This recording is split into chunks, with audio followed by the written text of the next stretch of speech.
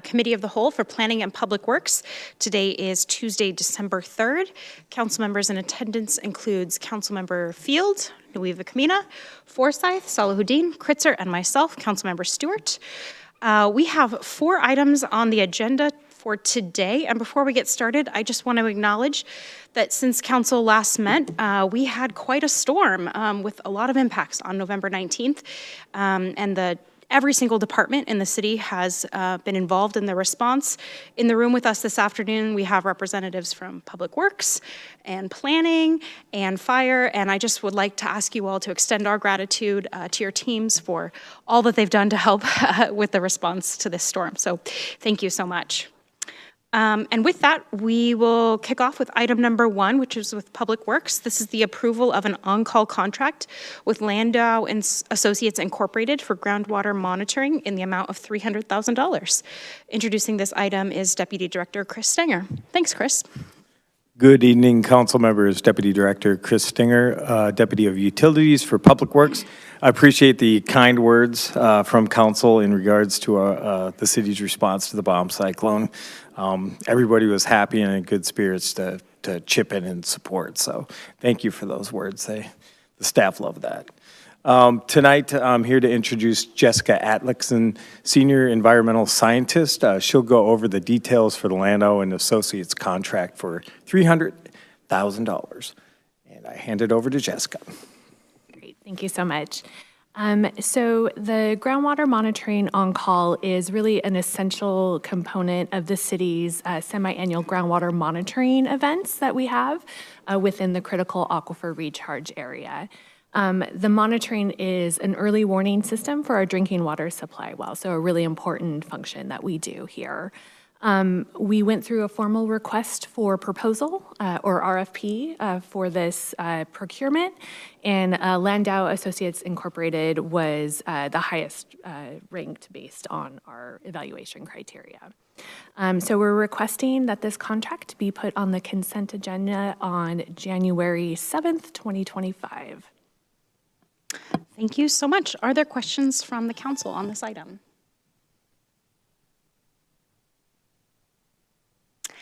Seeing none, council, are there any objections to this item going to consent on January 7th, 2025? Looks like we'll have that back first of the year. Thank you so much for being here with us. Have a great day. Item number 2 on our agenda tonight, actually items 2 and 3, we're going to transition to fire services since this is the last meeting of the year. We have a few items from other departments. So item number 2 is an amendment to the Emergency Services Operating Agreement between the City of Redmond and King County Fire Protection District 34 for EMS transport billing services. Introducing this item is Deputy Chief Despain. Thanks for being here. Good evening. Good evening. Thank you for letting us come present, sneak in on the Public Works section. So a few weeks ago, you graciously adopted our billing processes for EMS transport billing for BLS transport. In the meantime, we've come to agreement with King County Fire District 34, which we provide service to essentially they'll just model exactly our same process, so we'll bill on behalf of both agencies. We'll return any funds that are from transports out of their zone to them, so that offsets their costs. So it's a tremendous value to them. The advantage to the city is we had fixed costs for the billing services piece, and they'll cost share that FTE in those positions. So in a sense, it's about a $20,000 a year savings for the city moving forward. It's easier for the crews because we're standardizing the process, and for people that live in the district, it aligns with Redmond, Kirkland, Bellevue, all those zones. So win-win for all, but we need to sign an amendment to the emergency services agreement that just allows us to do that. They've already passed everything on their end. We just need council's approval and then signatory to the contract, and we'll be good to go. Okay, thank you so much. Are there questions from the council on this item? Councilmember Nueva Kamina. Thank you, Councilmember Stewart. Not a question, but just a comment, so that we had some voice in this tonight. Just commenting about how wonderful it is to be streamlining things and taking a look at where can we get a little bit more efficient, and so that our residents throughout the area, regardless of where they're at with the the agreements that we already have in place are just standard across the way. So thank you for the work on this. Okay, and with that, are there any objections to this item going to consent on January 7th? Okay, thank you, you very Deputy much. Chief. We'll take care of this at the beginning of the year.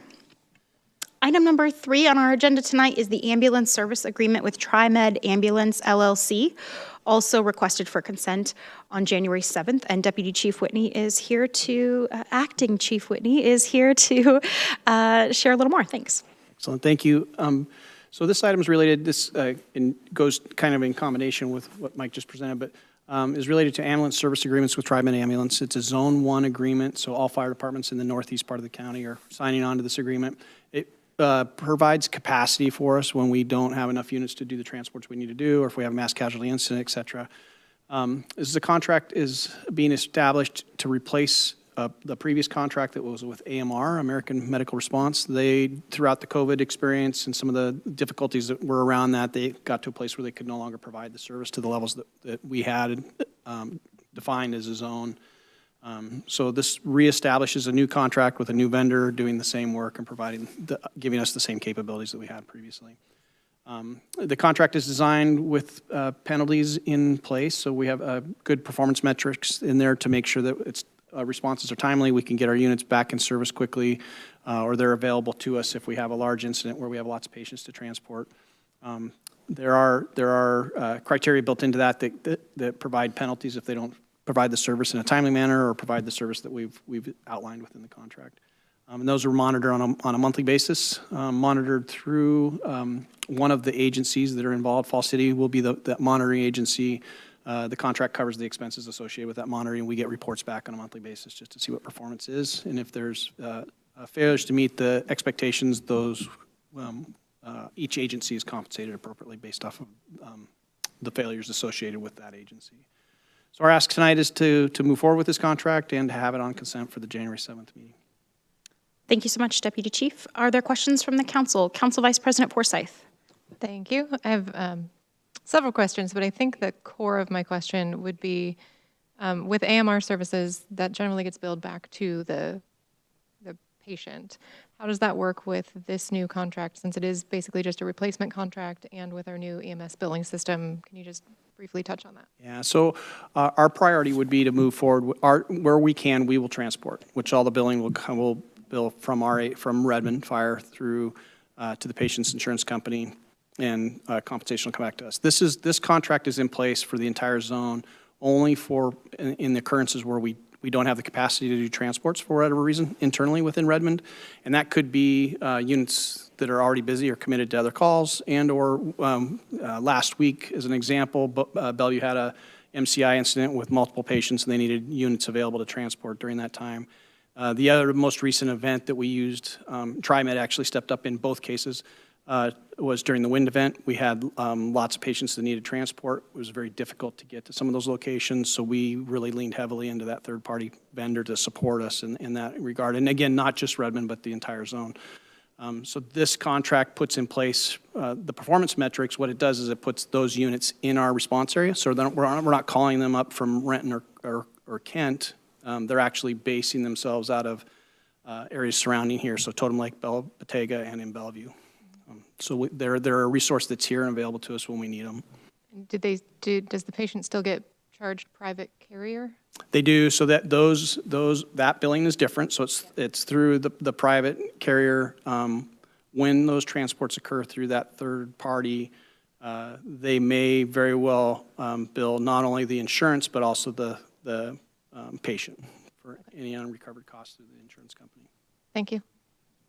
If it helps, it's less than 1% of our transports today, so it's not like a big impact. So Just want to make sure that the community members know that if it's a TriMed showing up, that there will likely be a billing involved. But it's great to hear that they already stepped up for us, even without this contract in place during the last couple of weeks. So, thanks. Wonderful, thank you. And Councilmember Fields. Yeah, you mentioned that AMR,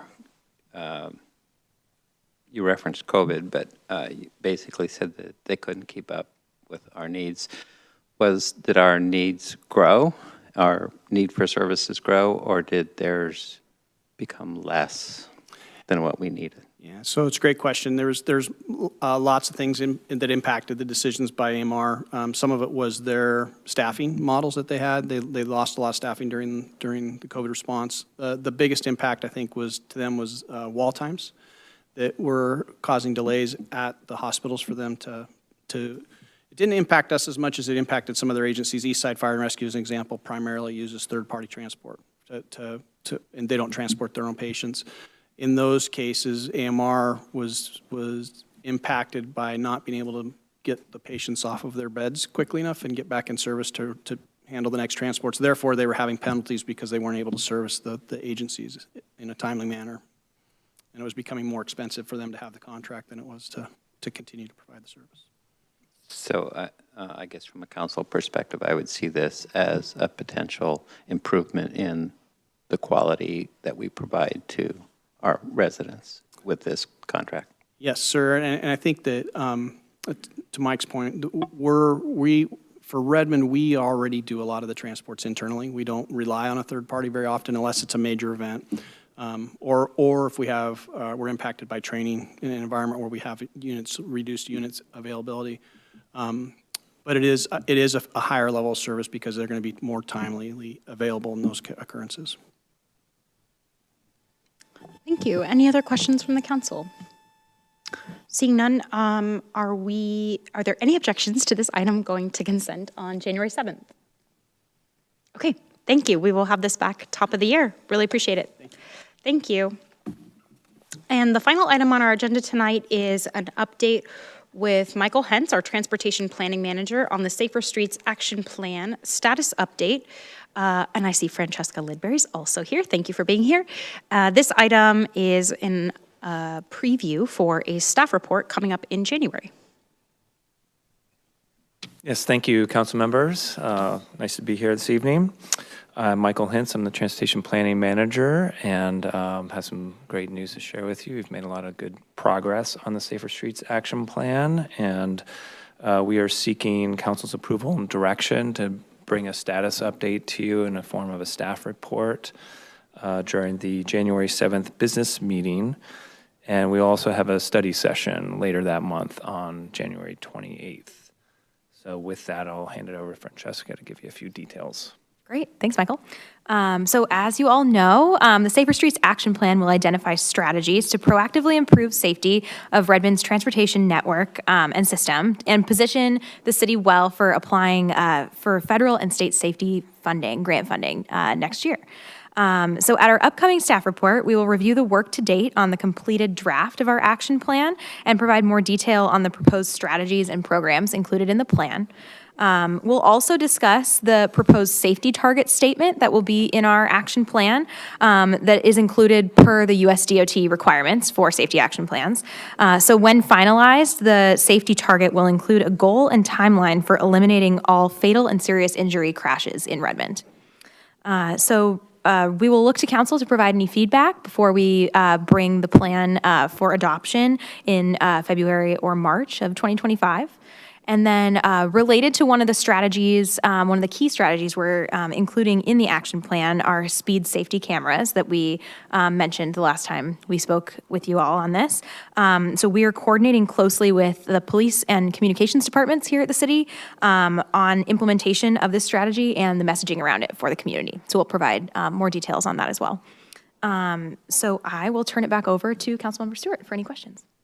Great. Well, looking forward to the staff report in January. Thanks so much. And I'll just say, before I open up to council questions, having the matrix in here that started more than 12 months ago, going back like almost 15 months on some of these questions, this has been a long time coming, so it's really exciting to be getting to this milestone. So looking forward to the conversation in January. Council, are there any questions? Council President Kritzer.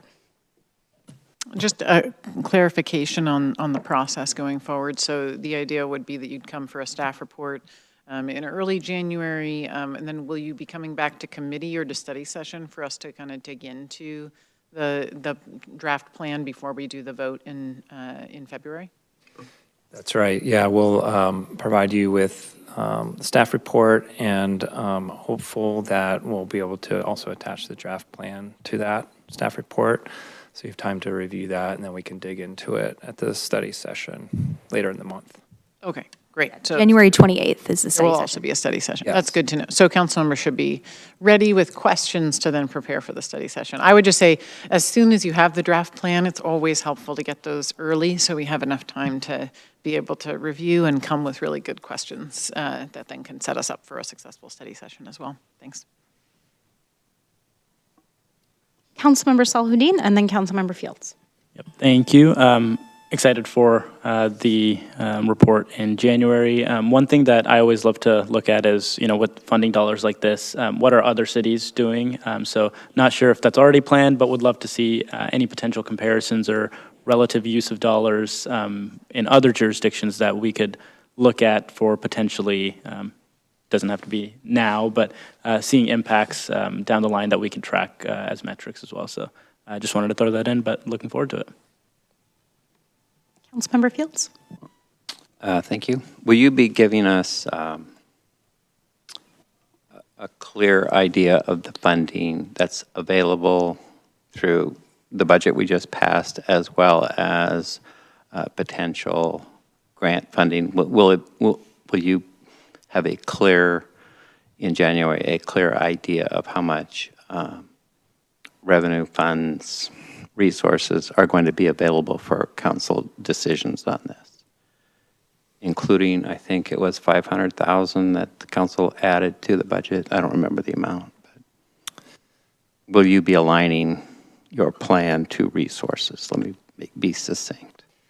Yes. Yeah, there was funding set aside for, I believe, implementation of bike infrastructure and other related infrastructure that we will certainly, I think, put towards some of the safety projects identified in the plan. We can also bring details on the USDOT Safe Streets for All funding that we'll be pursuing and what we anticipate we could get through that source. That will be a really important source for a lot of the strategies in the plan. But we're, always looking to align what's in the budget with what we can accomplish. And I'll also say that a lot of the strategies that we are including in the plan aren't necessarily going to require additional funding. A lot of process and procedural and just the way that the city does its I'm sorry, work. was that there will or won't? There are a lot of process improvements that can be made to improve safety outcomes. Okay. And then I always say this, I like to say it when I go to other cities. I'm always amazed. I was recently traveling to Sacramento, stopped in Redding, and they had a large amount of protected bike lanes in Redding, Northern California. We can do as good as they do. I agree with that. I actually worked on a lot of that work in Redding, California. Okay, great. A couple years Thank you. ago. And I know we can get there for sure. If Redding can do it, Redmond. If Redding can do it, I'm glad that you said it because that's what I wanted to say. If Redding can do it, we can do it. And then I know that the council did not agree with me on the need for cameras at lights because there's anecdotally a ton of people almost crashing through lights when they turn red. They're not even in the intersection. So it doesn't look like we're going to be working towards cameras there. Is there anything in the safety plan that would help mitigate that? Because I do think it's becoming an epidemic and a very dangerous epidemic.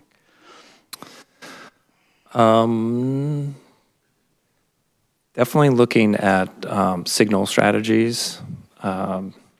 So there could be some strategies related to signal timing and in corridors that could slow people down. I think speed is obviously a big focus of the plan, and I think slowing people down might help to mitigate some of that behavior. Great. Thank you. Thank you. Are there other questions from the council before I go back to the council president? Okay, Council President Kritzer.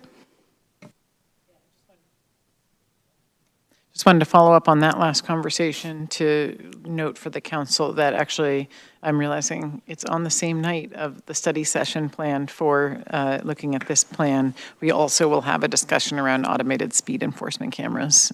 So we'll be able to have that, a deeper dive on that and the implementation of any proposed actions there. Yeah, thank you. And I'll just hop in with my comments. I think the conversation tonight's illuminating that actually being able to see the draft is going to be really helpful. And just as a reminder for the public, the draft and the whole plan is something that we, the city, invested in so that we could know the answer to what are the actions that are going to make the most significant difference for safety in our city. So really looking forward to that. Council Vice President Forsyth. On that note, I will just add that we've already started to see some of those with the lane barrier, the flex posts that have gone up, at least in my neighborhood, and the, what's it called, curtain on the slip lanes to slow people down. That is, I've definitely seen that working on Old Redmond and 40th. So Apron. Apron curtain. Same idea. Close enough. Close enough. But yeah, so it's great to see these things that we've been discussing already being implemented in a lot of those areas, and I can't wait to see the full plan. And I will second if you can get it to us earlier, that's better, so we have time to read it, because I imagine it's not going to be a small document. Thanks. Yeah. Wonderful. Any final questions for the staff report? I guess we have a little time, so email the staff if something comes up between now and January 7th. Wonderful. Thank you. And with that, I did want to just mention one thing. We found out yesterday that the regional mobility grant that we applied for has been included in a list sent to the legislature for recommended. So the next step is the legislature has to deliberate who gets what and what the priorities are, and we will know a definitive answer by July. that is fantastic news. That is fantastic news. And for the listening public, the Regional Mobility Grant is a project we put forward in order to help with the comings and goings to the light rail, should we be funded to do so. So we know that that's coming in the spring and something we'd be really looking forward to. Do we know where the project ranked in terms of priorities? Don't. I think it's just a list of requests sent to the legislature. Okay. All right. Okay. Any other news, Michael, you want to break? Francesca, any other news to break? Okay. All right. Well, thanks for ending on that super high note. We appreciate you. And with that, we are adjourned. Thank you.